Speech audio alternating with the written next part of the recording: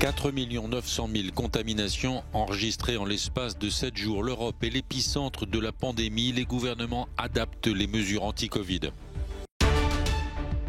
Le 1er janvier, la France a officiellement pris pour 6 mois la présidence tournante du Conseil de l'Union européenne. En Afghanistan, près d'un quart de la population est au bord de la famine. Les enfants sont les plus vulnérables et l'année qui commence s'annonce dangereuse. Un jogging dans la neige et le froid pour commencer l'année. Des dizaines de Russes ont participé à une course organisée à Iaroslavl, une ville au nord-est de Moscou. L'île de la Réunion débute l'année sous couvre-feu. Sauf motif impérieux, les Réunionnais sont invités à rester chez eux entre 21h et 5h du matin. Il s'agit de limiter les interactions et de freiner la propagation du virus.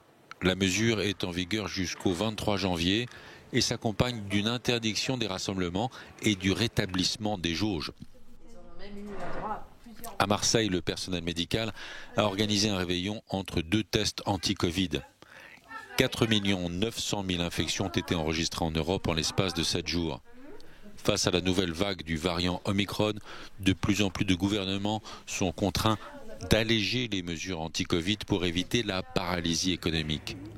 En France, l'isolement des personnes positives complètement vaccinées passe de 10 à 7 jours et peut être levé au bout de 5 jours en cas de test négatif. L'isolement se prolonge en revanche pour quelques 4000 passagers du navire de croisière Aida Nova qui est bloqué dans le port de Lisbonne depuis la découverte le 29 décembre de 52 cas de Covid à son bord. Le bateau devait se rendre à Madère et les passagers sont pour la plupart allemands. Certains des passagers bloqués sur le navire viennent sans doute de Stuttgart où l'année a commencé par une manifestation non autorisée contre la vaccination anti-Covid. En Allemagne, à partir du 15 janvier, les personnels soignants devront être impérativement vaccinés s'ils veulent continuer de travailler. La Tour Eiffel, les façades de l'Élysée, du Louvre et de l'Opéra Garnier se sont illuminées en bleu, couleur de l'Union européenne. Ce samedi, la France a pris pour 6 mois la présidence tournante du Conseil de l'Union européenne. Elle succède donc à la Slovénie qui occupait cette fonction depuis le 1er juillet. Lors de ses vœux de Nouvel An, le président français Emmanuel Macron a annoncé les grandes lignes directrices de son programme. Vous pouvez compter sur mon engagement total pour faire de ce moment, qui ne survient qu'une fois tous les 13 ans, un temps de progrès pour vous. Un temps de progrès pour la maîtrise de nos frontières, notre défense, la transition climatique, l'égalité entre les femmes et les hommes, la construction d'une alliance nouvelle avec le continent africain, le meilleur encadrement des grandes plateformes de l'Internet et la culture en Europe. Bien que le président Emmanuel Macron se soit fixé un programme ambitieux, les élections présidentielles d'avril et législatives de juin pourraient considérablement impacter la présidence française. C'est un dernier adieu à l'archevêque Desmond Tutu, l'un des héros de la lutte contre l'apartheid. La messe de requiem pour l'archevêque dans la cathédrale anglicane du Cap, où il a longtemps prêché, a permis samedi à ses proches et à tous les Sud-Africains endeuillés de lui rendre un dernier hommage. Le cercueil de l'archevêque est à son image, modeste. Il n'a pas de poignée en or, mais de simples bouts de corde pour pouvoir le transporter, évoquant la ceinture sobre des frères franciscains. If Archbishop Desmond Tutu were here, si l'archevêque Desmond Tutu était là, il aurait dit « Hey, hey, pourquoi vous avez l'air si triste? Pourquoi vous êtes si malheureux ?»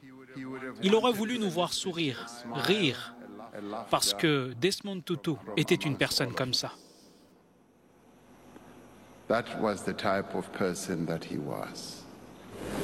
Après son discours, le président Cyril Ramaphosa a remis le drapeau sud-africain à la famille de l'archevêque. Un ami proche et de longue date de Desmond Tutu, l'ancien évêque Michael Nuttall, a été choisi par le défunt pour faire le sermon. Prix Nobel de la paix en 1984, Desmond Tutu, affaibli par un cancer, s'est éteint dimanche dernier dans une maison de repos. Il fut l'inventeur de l'expression « nation arc-en-ciel » pour décrire l'Afrique du Sud lorsque Nelson Mandela est devenu le premier président noir du pays en 1994. Quelques 440 migrants secourus par un navire de Sea-Watch ont été autorisés à débarquer vendredi en Sicile. Ils avaient été secourus au large de la Libye par l'ONG allemande. Depuis plusieurs jours, ils attendaient le feu vert de Rome pour accoster. Il s'agit des dernières arrivées de migrants dans la péninsule en 2021. Au cours de l'année, plus de 67 000 personnes ont débarqué en Italie, 2 fois plus qu'en 2020, mais beaucoup moins qu'en 2016, une année marquée par un nombre record de 180 000 arrivées. Cette semaine, le ministère italien de l'Intérieur avait déjà autorisé le Geo Barents, affrété par Médecins sans frontières et avec 558 migrants rescapés à son bord, à accoster dans le port sicilien d'Augusta. Selon le Haut-Commissariat aux réfugiés, plus de 1800 personnes ont perdu la vie ou ont disparu en tentant la traversée de la Méditerranée cette année. Les enfants d'Afghanistan sont en danger. Dans ce pays qui connaît depuis 2005 le plus haut taux de mortalité infantile au monde, la malnutrition, les maladies respiratoires et le manque d'accès aux soins menacent plusieurs générations de nouveau-nés. Selon l'UNICEF, avant fin 2022, 3 200 000 enfants seront confrontés à un manque de nourriture ou à la malnutrition en Afghanistan. Les talibans rejettent la responsabilité sur leurs prédécesseurs. Les statistiques de l'UNICEF ne sont pas acceptables pour nous. Le secteur de la santé nous a été laissé ainsi comme héritage. Quand nous sommes entrés en Afghanistan, l'hôpital Indira Gandhi, par exemple, était en très mauvais état. La sécheresse de cet été, la crise alimentaire dans tout le pays et la malnutrition envoient tous les jours des dizaines de tout-petits à l'hôpital quand un établissement de santé est accessible. Nous sommes allés dans un premier hôpital, mais ça n'a pas marché. Nous l'avons emmené ici, les médecins le soignent et ça va mieux. 22% des 38 millions d'habitants de l'Afghanistan se trouvent aujourd'hui au bord de la famine. L'UNICEF a lancé en décembre son plus important appel de fonds pour un pays.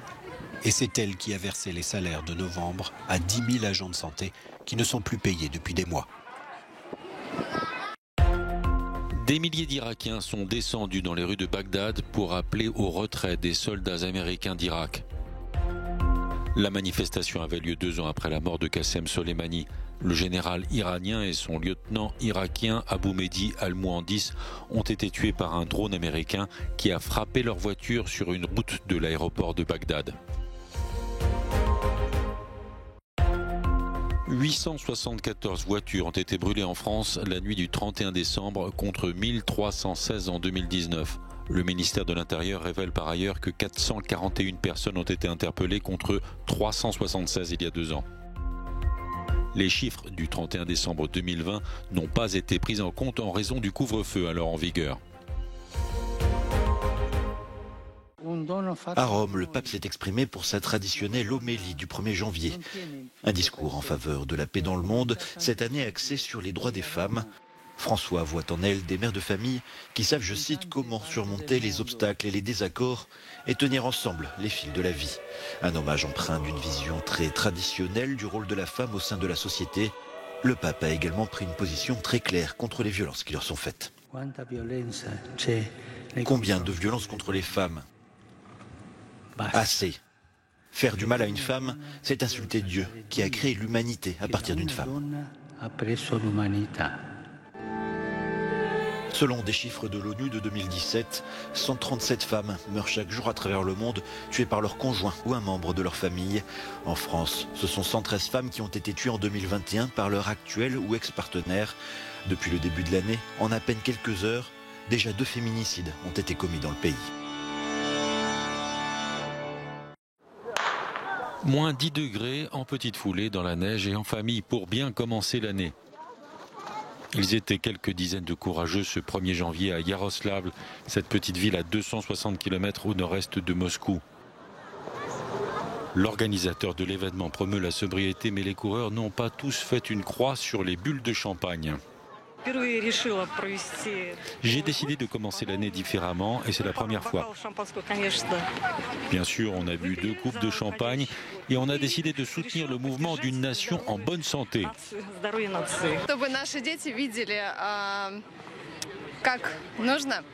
L'idée est que nos enfants comprennent comment on doit commencer l'année. Une coupe de champagne, le sourire aux lèvres, la bonne humeur et de l'énergie à revendre. Le gouvernement russe tente depuis plusieurs années de freiner la consommation d'alcool. Selon l'OMS, le nombre des décès dus à l'alcoolisme a chuté en Russie de 43% entre 2003 et 2016.